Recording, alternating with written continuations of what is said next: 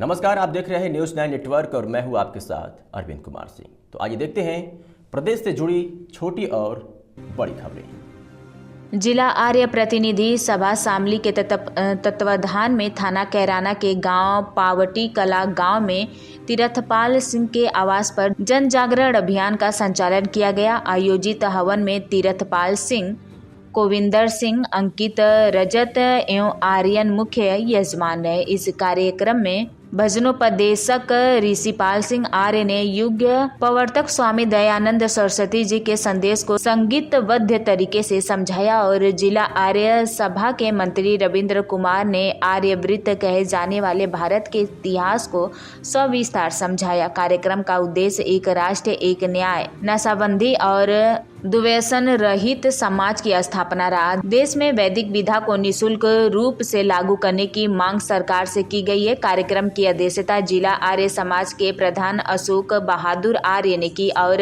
संचालन पुरोहित सुदेश पाल आर्य ने की। इस मौके पर जिला सभा के मंत्री रविंद्र कुमार आर्य और यशपाल सिंह आर्य, बीरपाल आर्य, मास्टर रविंद्र सिंह आर्य तथा प्रदेश कार्यकारिणी की उप मंत्री मीरा वर्मा ने अपने अपने विचारों में उपरोक्त चारों बिंदुओं पर सरकार से मांग करते हुए आम ग्रामीणों से अपने बच्चों को वैदिक शिक्षा से जोड़ने और सांस्कृतिक शिक्षा दिलवाने की बल की बात कही। मेरा सभी को पहले से नमस्कार। हमारे इस आयोजन का ये उद्देश्य है, सबसे पहली तो मांग ये है कि सरकारों को कदम उठाना चाहिए कि शिक्षा मुफ्त दे, ना कि राशन मुफ्त दे। ये हमारे बच्चों के भविष्य को निर्भर करता है। बच्चे शिक्षित होंगे तो राष्ट्र तो अपने आप ही तरक्की करेगा। और देखिए, राशन फ्री देना तो इंसान को कमजोर करना है। मेरा ये सरकार से निवेदन है कि शिक्षा पर ध्यान देना चाहिए और एक मेडिकल पद्धति पर ध्यान देना चाहिए, मेडिकल फ्री करना चाहिए, शिक्षा फ्री करनी चाहिए। यही हमारा सरकार से निवेदन है। और शिक्षा, पाश्चात्य संस्कृति हमारे देश में बहुत आ गई है, इस पर थोड़ा सा सरकारों, क्योंकि ये शिक्षा से ही जुड़ा हुआ एक विषय है, तो इसका समाधान भी सरकारों को निकालना चाहिए। हिंदू तो मतलब हिंदू करे से काम नहीं चलेगा। हम सब भाई भाई हैं। अगर उनको भी हम संस्कार देंगे तो वो भी सब हमारे भाई हैं। हिंदू और आर्य समाज में तो कुछ अंतर है? नहीं, कोई अंतर नहीं है। आर्य समाज कोई जाति नहीं है, कोई धर्म नहीं है। आर्य समाज तो एक संस्कृति है, वैदिक संस्कृति है जो अनादिकाल से चली आई है। आर्य समाज एक संस्था है जो उस वैदिक संस्कृति को जागृत करना चाहती है। एक संस्कृति है, एक मतलब एक विज्ञान है आर्य समाज। तो एक आर्य समाज के अंदर तो एक विज्ञान है।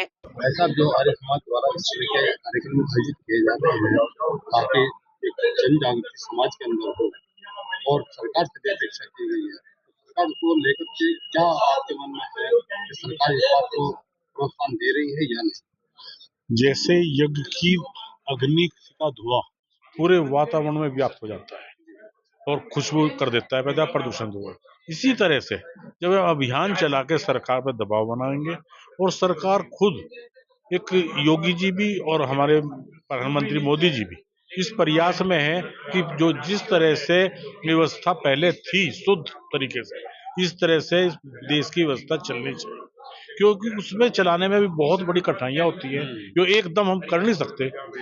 प्रशासन पर बैठे हुए लोग, तो वो धीरे धीरे उस प्रयासरत हैं और इसकी शुरुआत हो चुकी है कुंभ से इतनी बड़ी जनसंख्या जो उत्तर प्रदेश की, मतलब पूरी देश की जितनी संख्या है उससे हिंदू संख्या उससे आधे से ज्यादा 60% आदमी कुंभ में चले गए और अपने आचार विचार सब शुद्ध और अपनी विचारधारा को शुद्ध करके वहां से आए। तो इस तरह से जब ये विचारधारा चलती रहेगी तो ये देश जो है शुद्ध विचारों के द्वारा होगा और ये जो प्रवृत्ति है, ये जो पढ़ने की, लिखने की, भाषा की, ये सब धीरे धीरे दूर होती है। किया गया है, इसके 4 मुख्य बिंदु बताए गए, कौन से बिंदु? इसका मुख्य बिंदु है कि आज इस राष्ट्र की पूरी भाषा है, एक भाषा होनी चाहिए। ये हमारे संविधान में भी है, पर लेकिन इसमें जो है कार्य नहीं हो रहा। जितने भी जो सरकारी कागज है वे सारे हिंदी में कार्य में होना चाहिए, पूरे महाराष्ट्र में लागू हो। और जो हमारी अक्षेत्र भाषा है वे भी रहे, हम उसका विरोध नहीं कर रहे, पर पूरे राष्ट्र की भाषा एक हो। जो हमारा जो दूसरा बिंदु है वैदिक शिक्षा, वैदिक शिक्षा होनी चाहिए, हमारे प्राचीन विद्या थी। और जितनी भी हमारी वैज्ञानिक पद्धति है, जितने हमारे शास्त्रों में दिया, जिसमें स्वामी जी कह रहे हैं कि ज्ञान विज्ञान का मूल केंद्र वेद है, और वैदिक शिक्षा यदि पूरे भारत में लागू हो और निःशुल्क हो, ये हमारे संविधान में भी दिया है कि सबको शिक्षा निःशुल्क होनी चाहिए और सबका एक हो, एक पूरा बोर्ड हो। कि भारत के अंदर जो है 4 बोर्ड है, तो उसमें परीक्षा सबकी एक होती है। तो यदि मान लो सबकी परीक्षा जब एक हो तो फिर बोर्ड अलग क्यों है? इससे समाज के अंदर जो है एक खर्चे की व्यवस्था पड़ी है, समाज के अंदर जो है हमारे बच्चे आगे पढ़ नहीं पा रहे। तो ये हम चाह रहे हैं कि पूरे भारत में एक ही शिक्षा हो, उसका एक ही बोर्ड हो, ये अलग अलग बोर्ड खत्म होने चाहिए। और तीसरा चौथा हमारा है एक कानून व्यवस्था, सबके लिए कानून, एक समाज के पूरे भारत में एक कानून व्यवस्था होनी चाहिए। और आज जो चौथा पॉइंट है, ये नशा प्रवृत्ति बढ़ती है समाज के अंदर। हमारे छोटे छोटे बच्चे जब ये नशे की तरफ जा रहे हैं, हमारे ये पढ़ नहीं पाएंगे स्कूल के अंदर, हमारे समाज या देश का कहाँ से विकास होगा? ये सरकार कहती है कि इन पे खर्चा बहुत इस पे आय होती है शराब से, पर लेकिन क्या मतलब यहाँ से आय करके हमारे समाज को, बच्चों को जो है, जब हमारे बच्चे बिगड़ जाएंगे, नशे की तरफ लग जाएगा तो समाज, हाँ समाज है, तो हमारे बच्चे खत्म हो जाएंगे। तो हमारा लेकर के क्या रेस्पॉन्स सरकार की तरफ से हम दिखाई दे रहा है? हमें जब, हाँ उससे पहले भी हमारे स्वामी दयानंद जी ने, पहले भी जब समाज के अंदर स्वामी दयानंद जी ने बहुत बड़े आंदोलन किए है और सरकार ने कानून बनाया है। जैसे सती प्रथा थी, सती की प्रथा पर कानून बना, तो हमारा जिला आर्य प्रति सभा और हमारी प्रदेश सभा सभी समाजों का हमें सहयोग है कि पूरे प्रदेश के अंदर या पूरे देश में इसका एक जग अभियान चलाया जाएगा कि पूरे राष्ट्र की भाषा एक होनी चाहिए और एक शिक्षा व्यवस्था हो और एक ही जो है कानून व्यवस्था हो, पूरा देश है नशे से मुक्त हो, तभी हमारा देश विकसित हो सकता है। अब ये वेद में पहले दिया है कि एक बच्चा राजा का बच्चा था और एक जो है एक गरीब का बच्चा था। पहले गुरुकुल में सब एक पढ़ते थे, जब जो पहले से व्यवस्था थी। तो हमारा देश अब जो है आजाद हो चुका है। तो मैं सागर चक्र तूने कैसा चला कर, रंग भरी ये सृष्टि रचा कर, कहाँ छुपा कहाँ छुपा कहाँ छुपा कहाँ छुपा।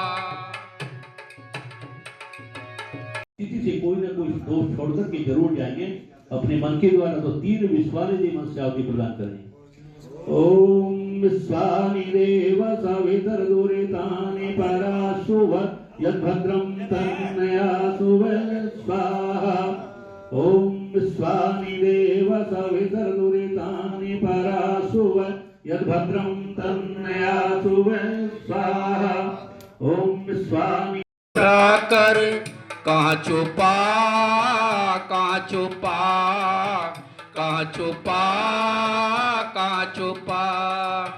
दीनानाथ दया के सागर चक्र ये तूने कैसा चला कर, रंग भरी ये सृष्टि रचा कर, कहाँ छुपा कहाँ छुपा कहाँ छुपा।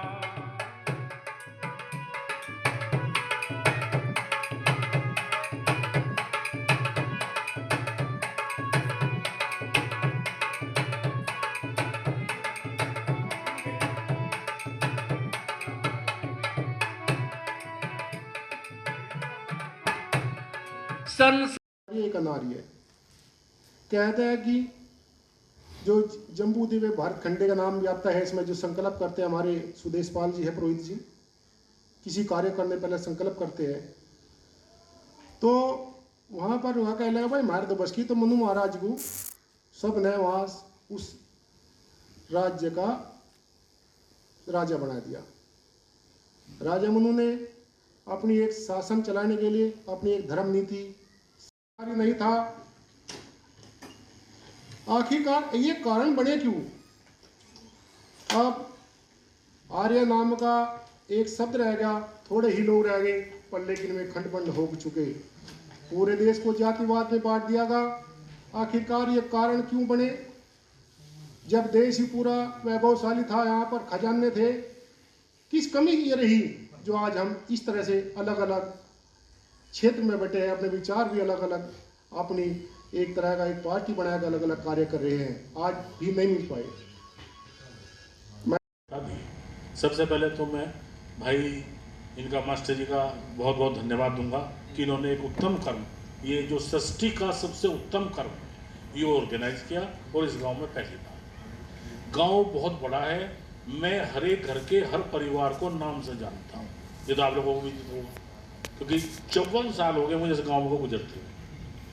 तो गाँव के संख्या को देखते हुए संख्या कम है, लेकिन मास्टर जी को समय बहुत कम मिला और पता नहीं पहली बार का आयोजन है, दोबारा आयोजन होगा शायद पराठे में बैठने को जगह भी ना मिले। तो ऐसा कार्य होगा। आप बहुत बहुत धन्यवाद, आपने ये उतना उत्तम कर्म किया। दूसरी बात मैं आप लोगों को एक बात कहना चाहता हूँ कि आप अपने साथ जो 10-11 साल के बच्चे हैं उनको जरूर, जिससे उनके अंदर संस्कार। और जैसे एक तालाब में आप सिंगाड़े की बेल लगाते हैं तो जब बेल लगावे तो एक छिटी छिटी सी लाइन से खिंची है और कुछ दिन में वो सारे तालाब को आच्छादित कर दें। तो आज शुरुआत हुई है, कुछ दिनों में इस गांव में ये आच्छादित हो जाएगा वैदिक हवन होना, और ये यज्ञ जो होगा घर घर होने के लिए हर आदमी को कहेगा मेरे यहाँ प्रोग्राम, मेरे यहाँ प्रोग्राम, ये प्रोग्राम ऐसा होगा। ये तो बात हुई हवन की। दूसरी बात, इन्होंने षष्ठी के विकास के और आगे और पीछे जाने के लिए कुछ बात कही। मेरी अपनी सोच है, मैं ये नहीं कहता मैंने ये कोई शास्त्रों से या उससे, इस दुनिया यानी हम अब फिलहाल जो यानी कलयुग से लेकर अब तक 2 आदमी बहुत खतरनाक हुए हमारी हिंदू जाति के लिए, एक भीष्म पितामह, एक पृथ्वीराज चौहान। भीष्म पितामह क्यों हुए? क्यों भाई आप सब परिवार से जुड़े हुए लोग हैं, आपके घर में लड़ाई हो जाए, कल मैं खाना नहीं खाने का आज से, बताओ कौन सा आदमी ऐसा है जो खाना खाए बगैर मर नहीं दिया परिवार ने, उसकी खुशामद करी, पैर पकड़े, हाथ जोड़े और शाम को उसे खाना खिला दिया। भीष्म पिता ने अपने पितृ भक्ति में आके सब तरह प्रतिज्ञा कर ली थी और पिताजी की शादी